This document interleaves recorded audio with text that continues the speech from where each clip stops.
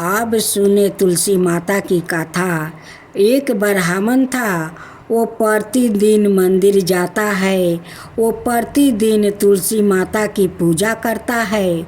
वो तुलसी माता से प्रतिदिन प्रार्थना करता है कि हे तुलसी माता, मेरे को आनंद करना।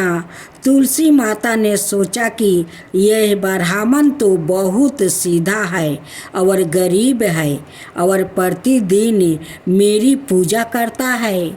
मैं इसके कुछ ना कुछ करना चाहती हूँ। तो तुलसी माता ने एक कन्या का रूप बनाकर बैठ गई और उस ब्राह्मण को बोली कि ब्राह्मण, मैं भी तेरा घर आना चाहती हूँ। ब्राह्मण ने सोचा कि 6 लड़कियां तो मेरे पहले से ही है और 7वां लड़कियों का मैं कैसे पालन पोषण करूँगा, लड़कियों की शादी कैसे करूँगा। मेरे पास तो कुछ ऐसा भी नहीं है। यह विचार करके वो बहुत परेशान रहने लगा। उसको तो खाना भी नहीं भा रहा था। उसकी औरत ने कहा कि क्या बात है, आजकल बहुत दुखी दुखी रहने लगे हैं। तो इस पर ब्राह्मण बोला कि मैं मंदिर जाता हूँ, वहाँ पर एक छोटी सी सुंदर सी कन्या बैठी है और वो कहती है कि ब्राह्मण, मैं आपके घर आऊँगा। उसकी पत्नी बोली कि अरे, इसमें परेशानी होने की क्या बात है, आ रही है तो आने दो। ब्राह्मण बोला कि पहले से अपने 6 लड़कियां तो है ही, उनकी भी अपने को शादी भी करवानी है। तो इस पर ब्राह्मणी बोली कि अरे, यह तो कोई बात नहीं है, अपनी 6 लड़कियों की शादी करवाएंगे, वैसे ही 7वीं की भी शादी करवाएंगे। आपने 7 लड़कियों की शादी साथ में करवा देंगे। अगले दिन जब वो ब्राह्मण मंदिर गया तो उस छोटी सी कन्या ने पूछा, ब्राह्मण, मैं आपके घर आऊं? तो ब्राह्मण बोला कि हाँ, चलो बेटा चलो। उनको वो घर पर लेकर आ गया। तुलसी माता के कन्या के रूप में ब्राह्मण के घर आने से ब्राह्मण के घर बहुत आनंद हो गया। घर में लक्ष्मी की बारिश हो गई। जब ब्राह्मण 7 कन्याओं की शादी के लिए वर ढूंढने जाने लगे तो उस छोटी कन्या ने कहा कि मेरे तो शालिग्राम जी के मंदिर में जाकर शालिग्राम जी को बोलना कि बारात लेकर आए और मेरी 6 बहनों के तुम्हारी इच्छा से वर ढूंढ लेना। तुलसी माता की मेहरबानी से उसके तो सब जेवर, कपड़ा, खाना सब तैयार हो गया और अच्छी धाम धूम से उनकी शादी हो गई और उस ब्राह्मण का घर में तुलसी माता अजमान हो गई। हम भी तुलसी माता जी से यही प्रार्थना करते हैं कि हे तुलसी माता, जैसे आप ब्राह्मण पे अजमान हुआ वैसे ही हम पर भी होना और जैसे आनंद ब्राह्मण के घर किया वैसे ही हम सब के करना। दूसरी पतवारी माता की कहानी। 2 भाई बहन थे। पहले उस कन्या के कोई भाई नहीं था। वो कन्या पतवारी माता से प्रतिदिन प्रार्थना करती है कि मुझे भाई देना, मैं रोज आपकी पूजा करूँगी। थोड़े समय बाद जब उसके भाई हुआ तो प्रतिदिन वो 5 कंकर राख कर पतवारी माता जी की पूजा करती है। वो कन्या जब बड़ी हुई तब उसकी शादी पास वाले गांव में करवा दिया था। वो प्रतिदिन ससुराल से आकर 5 कंकर राख कर पतवारी माता जी की पूजा करती है और भाई की शकल देखकर पुण्य ससुराल चली जाती है और फिर उसके बाद ही खाना खाती है। ऐसे करते करते बहुत सारे साल बीत गया, इसलिए कंकरों का ढेर खूब ऊंचा हो गया और कंकर चारों तरफ बिखर गया। एक दिन बहन को आने में देर हो गई तो भाई ने सोचा कि आज मेरी बहन नहीं आई है तो मैं ही अपनी बहन से मिलने चला जाता हूँ। भाई जब आगे गया तो क्यों देखता है कि रास्ते में कंकर ही कंकर बिखरे हुए हैं और रास्ता पूरा रूख गया है। वो सोचने लगा कि इस रास्ते से मेरी बहन कैसे आती होगी। वो फवारा लेकर गया और जो कंकरों का ढेर था उसको काट कर बीच में से रास्ता बना दिया और घर चला गया। थोड़ी देर से उसकी बहन आई तो क्या देखती है कि पतवारी माता के तो खून टपक रहा है। ऐसा देख कर वो बोलती है, रे किसान, मेरी पतवारी माता को काट दिया है। जिसने भी पतवारी माता को काटा हो वो मर जाए, उसकी मृत्यु हो जाए। बहन के ऐसा कहने के बाद ही उसका भाई मर गया और लोग इकट्ठा हो गया और लोग बोलने लगे कि यह है फलाना आदमी तो मर गया है, इसको ले जाने की तैयारी करो। इतने में उसकी पत्नी बोली कि रुको, अभी मत ले जाओ, इनकी बहन आएगी और वो उनका मुख देखेगी, फिर ले जाना। इनको थोड़ी देर में उसकी बहन आ गई और बोली कि यह क्या हो गया है, मेरा भाई तो मर गया है। मेरा भाई कैसे मर गया? रुको, इसको कोई ले जाना मत, मैं वापसी आती हूँ।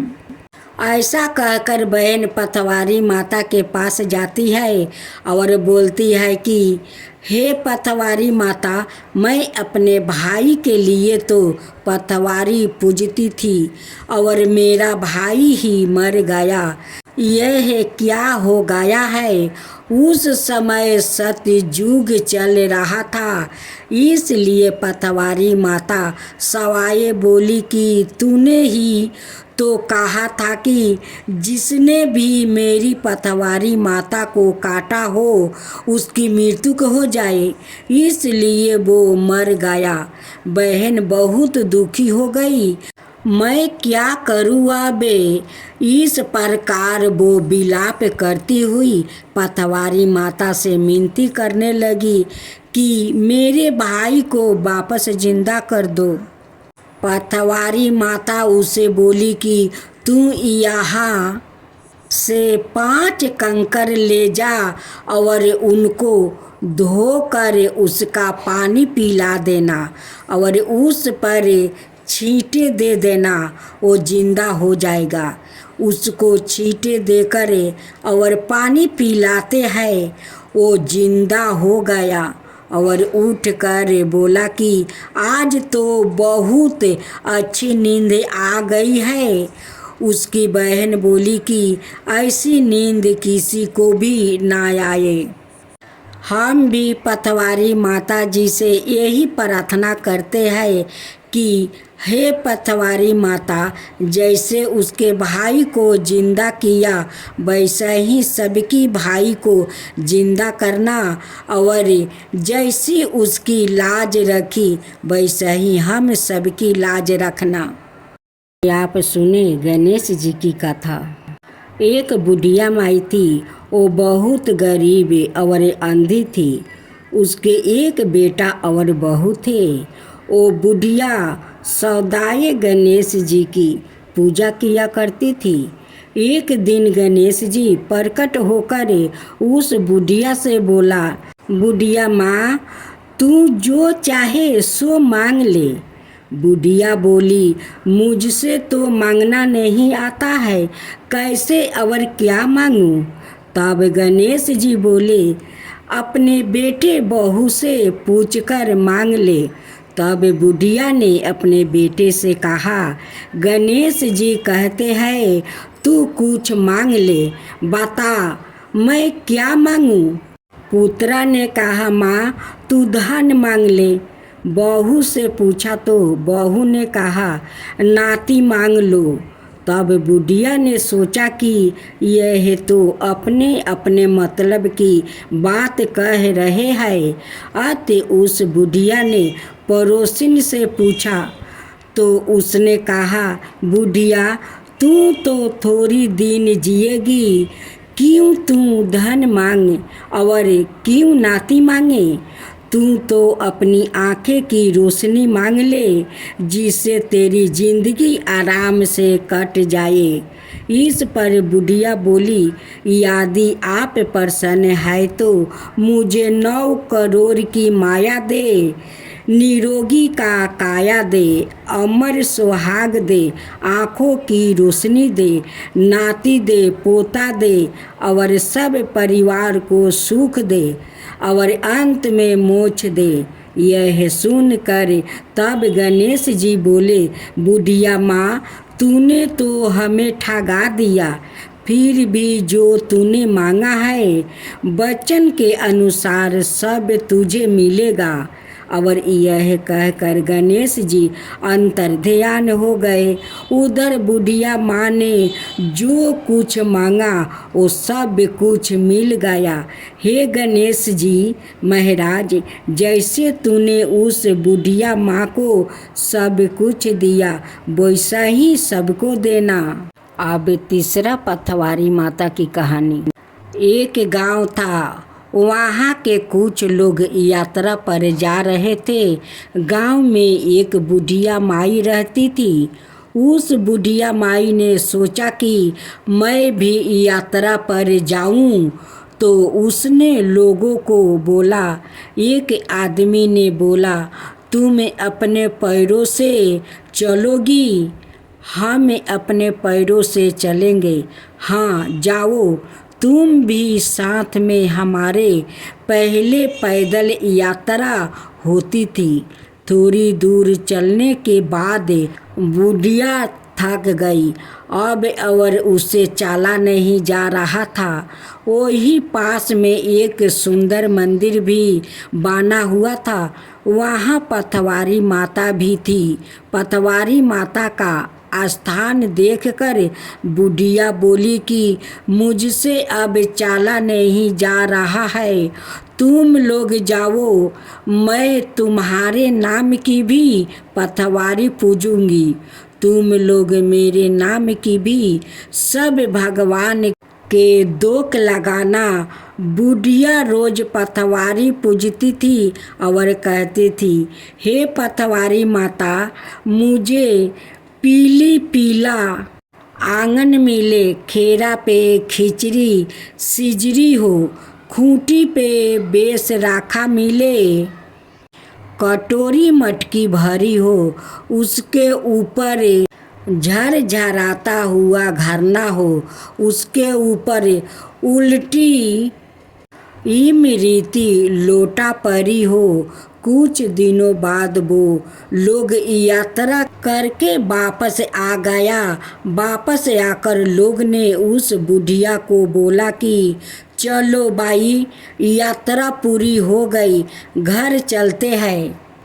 बुढ़िया जब घर पहुंची तो उसको अपने घर पीली पीला हुआ आंगन मिला, खूंटी पर बेस लटका हुआ मिला, खेरों पर खिचड़ी बनती हुई मिली, कटोरी मटकी पानी से भरी हुई मिली और उस पर अमृति उल्टी रखी हुई मिली। यह सब देख कर बुढ़िया खुश हो गई। बुढ़िया ने खिचड़ी खाई और पानी पिया और वो सो गई।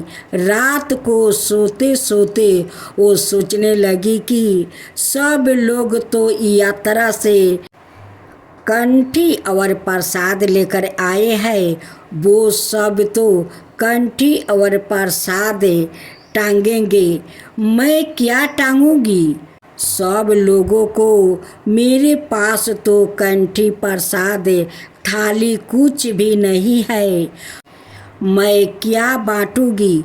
पथवारी माता की कृपा से उसके घर प्रसाद और मेवा की बोरियां आ गई, कंठिया आ गई और बहुत सारी थालियां आ गई। बुढ़िया सुबह उठी और नहा धोवा कर नहाए बेस पा कर अच्छे से वो तैयार हो गई और यह सब प्रसाद थालियों और इतनी सारी कंठिया देखकर वो बहुत खुश हो गई। बाकी लोग तो थोड़ा थोड़ा प्रसाद दे रहे थे, लेकिन बुढ़िया तो थाली भर भर कर थाली सहित मेवा वाला प्रसाद दे रही थी। जो लोग यात्रा करने गए थे उनको भी बहुत आश्चर्य हो गया। उन्होंने बुढ़िया से बोला कि तुम तो यात्रा पर भी नहीं गई थी और तुम्हारे पास प्रसाद भी नहीं था, तो तुम्हारे पास इतनी सारी थालियाँ और इतना सारा प्रसाद कहाँ से आ गया? इस पर बुढ़िया बोली कि यह सब पथवारी माता की कृपा से हुआ है। उसके बाद से जो भी लोग यात्रा करने जाते हैं तो जाने से पहले और आने के बाद पथवारी पूजते हैं और पथवारी पूजने के बाद लोगों को गजे बजे के साथ घर पर लाते हैं। हम भी पथवारी माता जी से यही प्रार्थना करते हैं कि हे पथवारी माता, जैसी कृपा दृष्टि आपने बुढ़िया पे करी वैसे ही सब पे करना और वैसे ही लाज सबकी रखना। आप सुनेंगे शनि भगवान और बुढ़िया माई की नई कहानी। एक बुढ़िया माई थी, जो बुढ़िया माई शनि भगवान का परम भक्त थी। वो शनि भगवान का हर शनिवार का दिन वो शनि व्रत करती थी। एक दिन की बात है, एक दिन बुढ़िया माई गुफा के तरफ जा रही थी। उस गुफे से आवाज़ आता है, चंपा, मैं तुझे नज़र नहीं आता हूँ, मैं तो इस गुफा में रहता हूँ। मुझे उस तालाब में एक बदमाश ने फेंक दिया है, मैं बहुत उस पानी में तड़प रहा हूँ। चंपा, मुझे उस तालाब से तू बाहर कर और मुझे इस गुफा में लिया। बुढ़िया माई इधर उधर देखती है, कहती है कि भाई इस गुफा से आवाज़ तो आता है, लेकिन यहाँ पर कोई नहीं देखता है कि ये आवाज़ कहाँ से आता है। बुढ़िया माई इधर उधर देख कर अपना घर लौट जाती है, लेकिन बुढ़िया माई उस तालाब के तरफ नहीं देखती है। और उस बुढ़िया माई का तो पता भी नहीं था कि उस तालाब में किसी बदमाश ने शनि भगवान को प्रतिमा को फेंक दिया है। और जो बदमाश शनि भगवान को प्रतिमा को उस तालाब में फेंक दिया था, उसका तो सर्वनाश हो गया, उसका कुछ भी नहीं बचा। शनि भगवान ने सब कुछ ध्वंस कर दिया था। फिर बुढ़िया माई दूसरा दिन उस गुफे के तरफ आती है, फिर वही आवाज़ सुनती है कि चंपा, मुझे बदमाश ने उस तालाब में फेंक दिया है, मैं उस तालाब में बहुत तड़प रहा हूँ, तू मुझे निकाल कर ला। इस गुफे में मुझे फिर से बैठा दे चंपा, फिर से बैठा दे। लेकिन बुढ़िया माई को तो कोई दिखाई नहीं दे रहा था, वो किसका बात सुनती। एक दिन बुढ़िया माई उसी तालाब में स्नान करने जाती है। तालाब के कुछ अंदर जाकर वो डूब मारती है। वैसे शनि भगवान दिखाई देने लगते हैं और कहते हैं कि मुझे ले चल चंपा, मुझे ले चल, मुझे बहुत तकलीफ होता है। चंपा उस शनि भगवान को प्रतिमा को उठाकर बाहर ले आती है और लिया कर ऊपर रखती है। वो स्नान करके अपना कपड़ा बदलती है। कपड़ा बदल कर शनि भगवान का प्रतिमा हाथ में लिए और उसी गुफा के तरफ से आ रही है। उसी प्रतिमा से आवाज़ आता है कि चंपा, बस मुझे यही गुफा में बैठा दे, मैं यही पर रहता हूँ। बुढ़िया माई तो शनि भगवान का ये विलाप सुनकर और रोने लगती है। कहती है कि हे भगवान, आपको वो कौन ऐसा बदमाश है कि आपको यहाँ से उठाकर तालाब में फेंक दिया। उसको आप शास्ति दीजिए कि कोई भगवान का प्रतिमा कहीं भी हो, कोई बदमाश उठा कर ना फेंक सके। उसको ऐसा शास्ति दीजिए कि वो फेंकने को कभी नाम नहीं लेगा। बुढ़िया माई कहती है कि शनिदेव, अब आप चिंता मत कीजिए, इस गुफे से आपको कोई नहीं तालाब में फेंकेगा, कहीं भी नहीं फेंकेगा। आपको मैं सेवा करूँगी। बुढ़िया माई तो हर शनिवार के दिन उस गुफा में आने लगी और शनि भगवान का श्रद्धा भक्ति से वो पूजा करने लगी।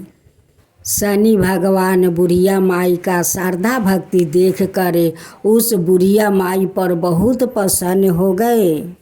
शनि भगवान कहते हैं कि चंपा, मेरा दृष्टि के तुझ पर या तेरा परिवार पर कभी नहीं पड़ेगा।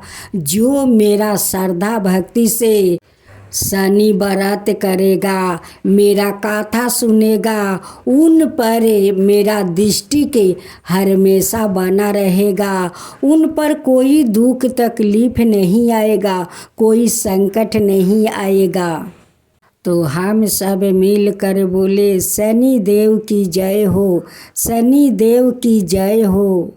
किरीटी मुकुटी शिशिराजिति दीपते है लीलारी, मुक्तन की माला गले शोभते बलिहारी। जय जय श्री शनिदेव। मोदक मिष्टन पान चढ़ते है सुपारी, लोहा तिल तेल उर्दी महिषी अति प्यारी। जय जय श्री शनिदेव। देव दनुज ऋषि मुनि सुमिरत नर नारी, विश्वानाथ धरत ध्यान चरण है तुम्हारी। जय जय श्री शनिदेव। भक्तन की हितकारी, कृपा करो शनिदेव। जय जय जय शनिदेव।